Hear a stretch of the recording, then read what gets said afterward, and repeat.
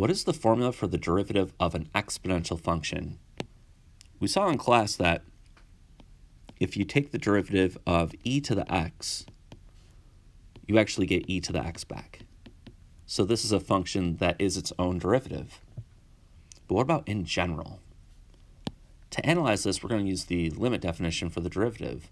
I'm going to take this function and plug it into here, and let's see what we get.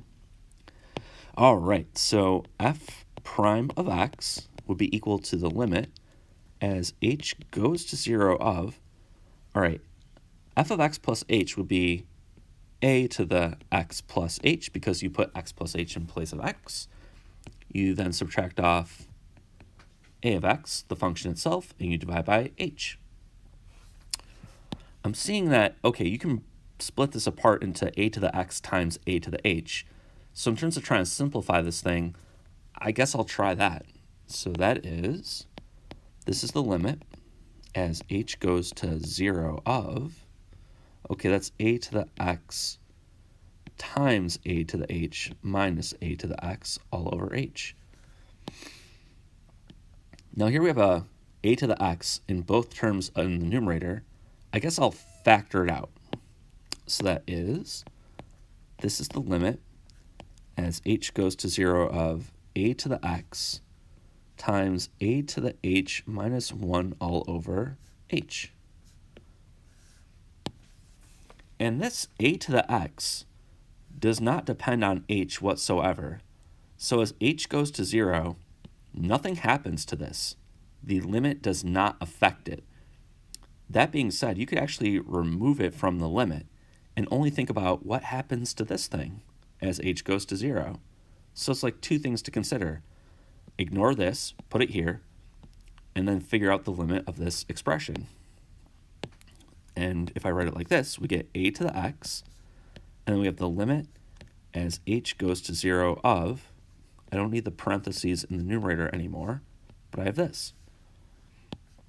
Okay, all this work shows us that if you take the derivative of a to the x, you get a to the x back, but you also get this limit, which is some number. So I'm just going to mark that this thing here is just a number. If you can evaluate the limit, maybe it's 5, maybe it's 27, I don't know, but it's some value. All of this work shows that if you start with the function f of x is equal to a to the x, some exponential function, the derivative, it's actually equal to a to the x, except you have to multiply it by some number. And that number comes from this limit here. All right, what is the derivative of the exponential function 2 to the x? Here we have a graph of that function. At 1 you get 2, at 2 you get 4, and so on. According to the work on the previous slide, we figured out that the derivative of this function is the function itself, but you have to multiply it by some number. And if I'm being more specific, the way you figure out what this number is by multiplying by the limit as h goes to 0 of 2 to the h minus 1 all over h. So if you want to know this number, you have to figure out this limit. I don't see any obvious way to figure out what this limit is equal to. So what I'll do is I'm going to graph this thing, and then using my table, I'll put numbers that are really close to 0 in place of h to maybe figure out this number exactly, or maybe even just approximate it. So that is, in my calculator, I'm entering in 2 to the h minus 1 all over h, and I'm going to put numbers that are really close to 0 in my table. So like you could put in 0.1 or 0.001 or something like this. All right, so I just put these things into my calculator. When I typed in 0.14h, that's something that's pretty close to 0, I got 0.71773. Obviously, we can do better, so I typed in 0.001, and then I got 0.69339, okay? And then for 0.00001, I got 0.69315, that's pretty close to 0. I don't know what this number is exactly, so I'm just going to use an approximate value for whatever this number is. It'll be close enough to the actual derivative. So at this point, I'm just going to say, well, I don't know it exactly. So I'll just say that the derivative, it's 2 to the x, but I'm going to multiply by 0. I'll do 693. You know, that's somewhat close to 2 to the value of this limit. Now, what will that do to the graph of this function? This is 2 to the x. If you multiply the y values by a number that's less than 1, that is a vertical shrink. It's going to pull the function closer to the x-axis. So it'll look a lot like 2 to the x, but all of the y values are being scaled down just a little bit.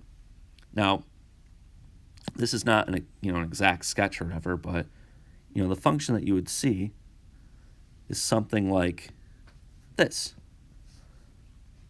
This is f of x, and this is a graph of the derivative.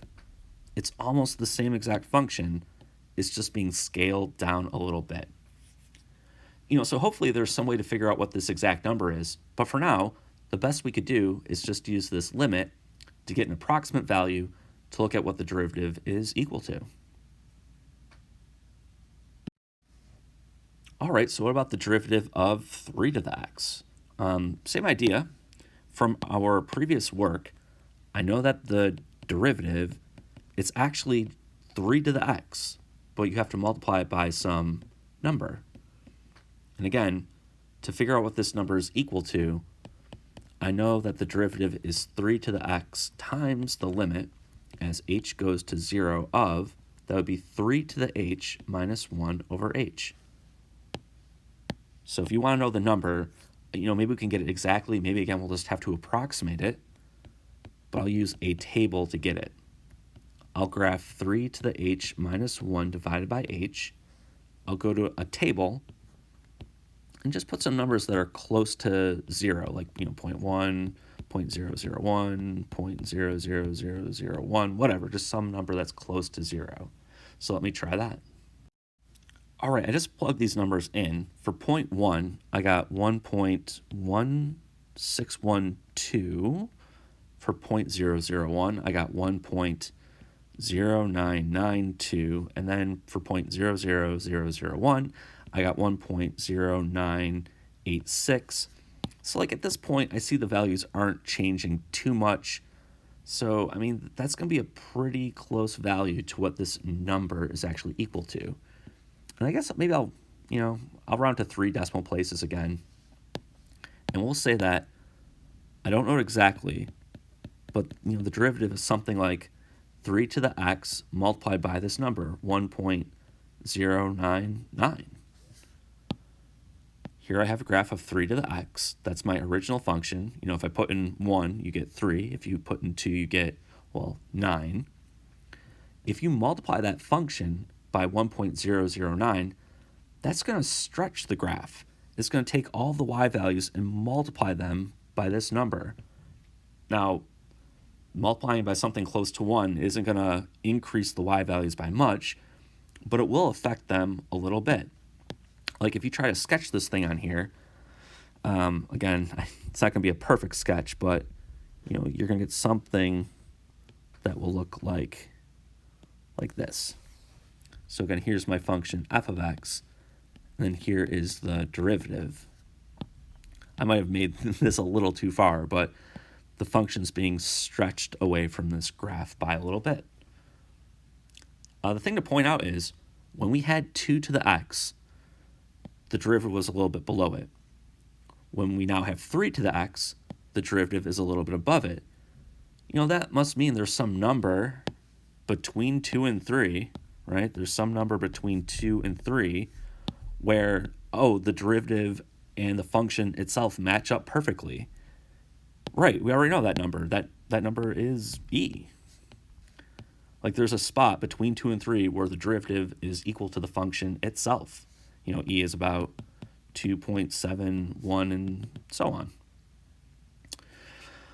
on. Okay, so up to this point, all we know is that if you start with an exponential function, you take its derivative, all it is doing is multiplying your graph by some number. I will tell you what that number is now. So just to rewrite this down again, when we had 2 to the x, the derivative was a little bit below it, and we figured out that, well, it's something close to this. When we had 3 to the x, the derivative was a little bit above it. This was our guess as to what it's equal to. It's not exact, but it was close enough. So what are these numbers, 0.693 and 1.099? Okay, what they are is this is the natural log of 2, and this is the natural log of 3. And you can check this in your calculator. If you type in the natural log of 2, you get about 0.693. And if you type in the natural log of 3, you get 1.099. So this tells you exactly what the derivative is equal to. The derivative is going to be, in this case, 2 to the x times the natural log of 2. Over here, the derivative is 3 to the x times the natural log of 3. This is the exact answer. We got this thing by approximating it. So in general, if you have the function f of x is equal to a to the x, and you want to know the derivative of it, it is a to the x, but you multiply by the natural log of the base, which is a. So we will use this formula. One final note on that is, well, wait, what happens if you use f of x is equal to e to the x? According to this formula, the derivative is e to the x times the natural log of e, but it just so happens that the natural log of e is equal to 1, and that's why you're left with just e to the x as your answer.